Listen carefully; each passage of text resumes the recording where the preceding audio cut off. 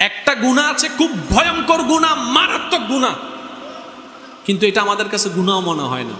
সে গুনার নাম হচ্ছে গীবত, পরনিন্দা, মানুষের নামে বদনাম করা। এটা কেমন গুনাহ জানেন?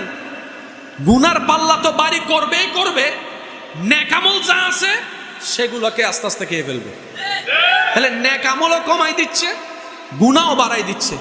সেটার নাম হচ্ছে গীবত, সেটার নাম হচ্ছে বদনাম, সেটার নাম হচ্ছে চুগলখড়ি, সেটার নাম হচ্ছে অন্যের পিছনে কথা বলা, সেটার নাম হচ্ছে এমন কথা বলা যার সম্পর্কে যে কথাটা শুনলে মনে আঘাত পাবে, এই কথাটা বলা। এবার আপনি ডানে দেখেন, বামে দেখেন, নিজের দিকে দেখেন, এই অভ্যাসটা আমাদের সবার ভিতরে আছে। তাহলে যদি জান্নাতে যেতে চাই, দুনিয়াকে শান্তি করতে চাই, আগে যেমনি হোক মুখে তালা লাগাইতেই হবে, কারণ দ্বিতীয় কোনো উপায়।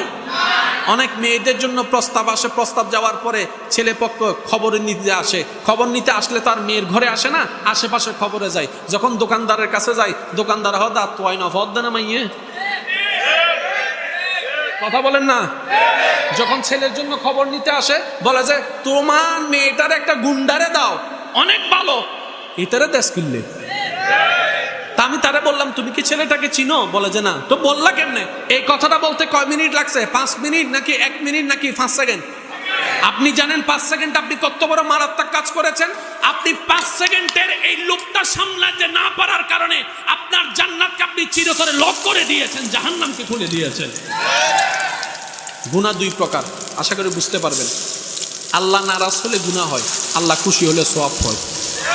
সুবহানাল্লাহ বলেন না। আমি আমার জায়গা থেকে যতটুকু সহজ করে বলার দরকার আমি চেষ্টা করছি, বাকিটুকু আল্লাহ পাকের ইচ্ছা। আমাদের সবার চাওয়া জান্নাতে যাওয়া, জান্নাত দিতে সওয়াব লাগবে। সওয়াব কখন? আল্লাহ খুশি হলে সওয়াব, আর আল্লাহ নারাজ হলে হয় গুনাহ। আল্লাহ নারাজ হলে হয়, আল্লাহ নারাজ হয় দুইভাবে। প্লিজ একটু মনোযোগ। কয়ভাবে? যখন আমরা ডাইরেক্ট আল্লাহর হক নষ্ট করি, আল্লাহ নারাজ হয়, সেজন্য গুনাহ হয়। এবার বলেন নামাজ কার হক? জোরে বলেন।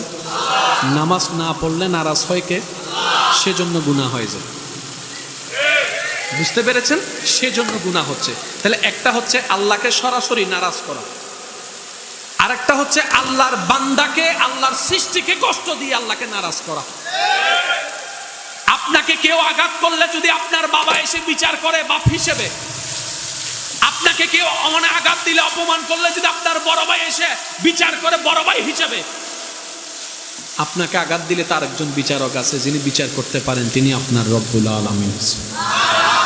আপনারও যেমন রব আছে, তারও তো একটা রব আছে, যাকে আপনি ক্ষমতার বল দিয়ে জায়গা দখল করছেন, যাকে আপনি বিভিন্ন বদনামের শিকার করছেন, তারও তো একজন রব আছে। এদিকে তার মনে আঘাত পেয়েছে, ওদিকে রবের দরবারে বিচার চলে গিয়েছে। রব বলে যে ও আমার বান্দা, আমার হক যদি নষ্ট করে আমাকে কষ্ট দাও, আমি গফুরুর রহিম, চাইলে মাফ করে দিতে পারি। ইন্নাল্লাহা আলা কুল্লি শাইইন কাদির। কিন্তু আমার কোনো বান্দার মনে কষ্ট দিয়ে যদি আমার কাছে আসস, ও যতক্ষণ মাফ করবে না, আমিও তোকে মাফ করব না।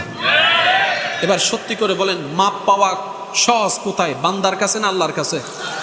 মাপ পাওয়া কঠিন কোথায়? জোরে বলতে হবে।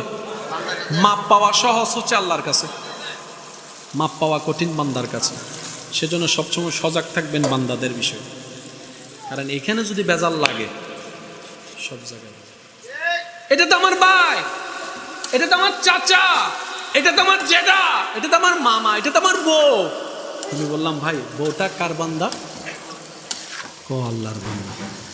ভাইটা কার বান্দা? কো আল্লাহর বান্দা। এই ফেঁসে জায়গায় আপনি আমি যদি সবাইকে পরিচয়ের কথা পিছনে ফেলে রবের দিকে তাকাই, চিন্তা করি এটা আমার রবের বান্দা, এটা আমার ভাই নয়, এটা আমার রবের বান্দা, এটা আমার বউ নয় শুধু, এটা আমার রবের বান্দা, এটা আমার চাচা নয়, এটা আমার রবের বান্দা, এটা আমার মামা নয়, এটা আমার রবের বান্দা, এটা আমার খালা নয়, আমার রবের বান্দা। দেখবেন আপনার জীবনটাই পাল্টাই যাবে।